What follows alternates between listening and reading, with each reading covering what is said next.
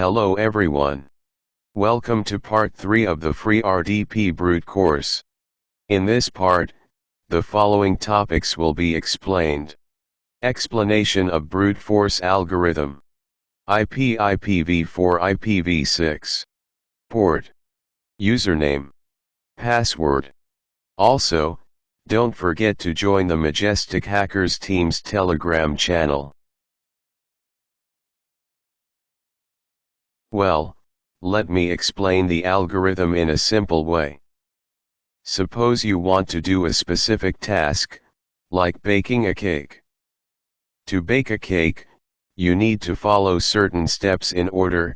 Right, first, you need to prepare the necessary ingredients, then mix them together, pour the mixture into a mold, and finally put the mold in the oven to bake the cake. In fact, this set of instructions that you follow to bake a cake is a type of algorithm.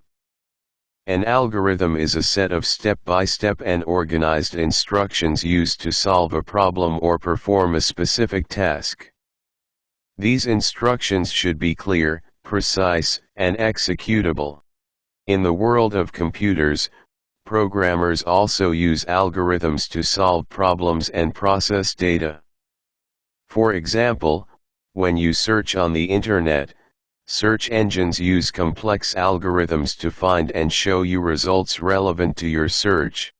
So in summary, an algorithm is a set of organized and step-by-step instructions used to solve a problem or perform a specific task, whether in everyday life or in the world of computers and programming. Let me explain the brute force algorithm with a simple example. Suppose you have a combination lock that requires a 4-digit numeric code to open. If you forget the code, one solution is to try all possible combinations until the lock opens. That means starting from 0000, then 0001, 0002, and so on until you find the correct code.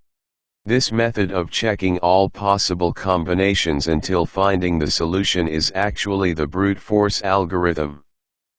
In the field of computers and programming, brute force is a problem-solving method that systematically checks all possible cases to find the solution. The main advantage of brute force is that it always finds the solution, if it exists.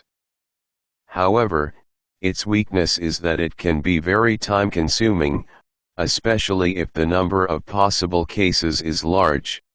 Therefore, brute force is usually used when there is no more optimal solution or finding it is very complex. It can also be a suitable choice for smaller problems where the number of possible cases is limited. So in summary, the brute force algorithm is a problem-solving method that systematically checks all possible cases to find the answer, just like trying all possible combinations to find the code of a lock. Let me explain the IP address in a simple way. When you want to send a letter to someone, you need to write that person's address on the envelope. Write this address includes information such as the street name, building number, city, and postal code, which helps the postman deliver the letter to the correct destination. Now imagine that devices connected to the internet, such as computers, smartphones, and tablets, also need a type of address to communicate with each other. This address is called an IP address. An IP address is a unique identifier for each device connected to the network. When you want to access a website or send an email, it is the IP address that determines to which device on the network your request should be sent. There are two main versions of IP addresses, IPv4 and IPv6. IPv4 consists of 4 parts, each part being a number between 0 and 255, like 192.168.1.1. The problem is that with the expansion of the internet, IPv4 addresses are running out. To solve this problem, IPv6 was introduced. IPv6 addresses are longer and more complex, consisting of a combination of numbers and letters, like the example shown in this slide. With IPv6, the number of possible addresses is so large that it will be sufficient for a long time. So in summary, an IP address is like a postal address for homes and buildings, but for devices connected to the Internet. There are two main versions, IPv4 and IPv6, with IPv6 designed to address the limitation of the number of IPv4 addresses. Note that in this course, we will only work with IPv4. Imagine you live in a large building with different units. Each unit has a unique number, such as Unit 1, Unit 2, and so on.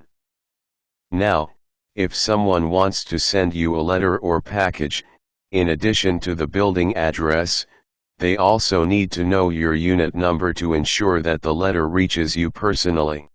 Now, transfer this concept to the world of computers and networks. Each computer or device connected to the network has an IP address, just like the building address. But on each computer, different programs are running, such as a web browser, email client, and so on. Ports act like unit numbers in a building and assign a unique number to each program.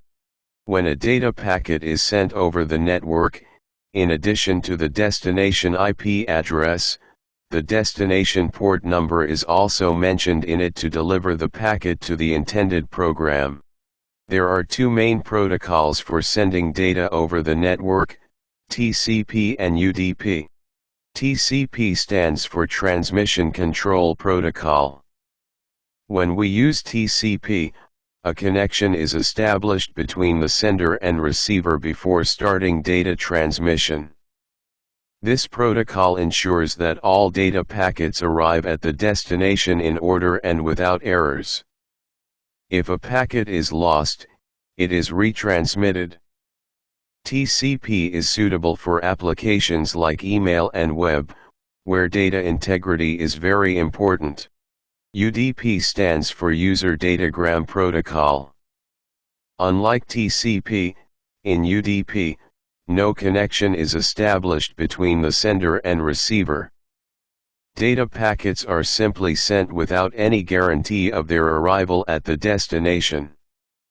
UDP is suitable for applications like live video streaming or online gaming, where speed is more important than data accuracy. So in summary, ports are used to deliver data packets to different programs on a computer, just like unit numbers in a building. Also, note that in this course, we will only work with TCP.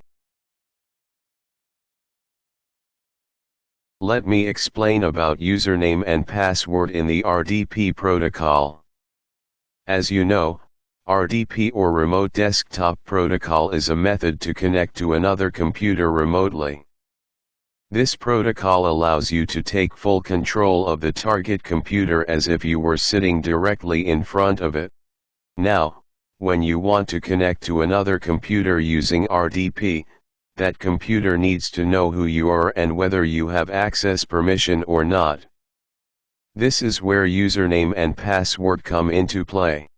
Username is actually your user identifier. It's a unique name that shows who you are. For example, if you work in a company, your username might be something like John.Doe or J. Password is your secret code. It's a string of characters that only you should know. Password is used along with username to authenticate you. When you enter the correct username and password, the target computer recognizes that you are who you claim to be and grants you access. The process of entering username and password in RDP is very similar to logging into your user account on your personal computer. The only difference is that you are doing it remotely. So in summary, In the RDP protocol, username is used to identify you and password is used to authenticate you. These two work together to ensure that only authorized individuals can access a computer remotely. Thanks for watching.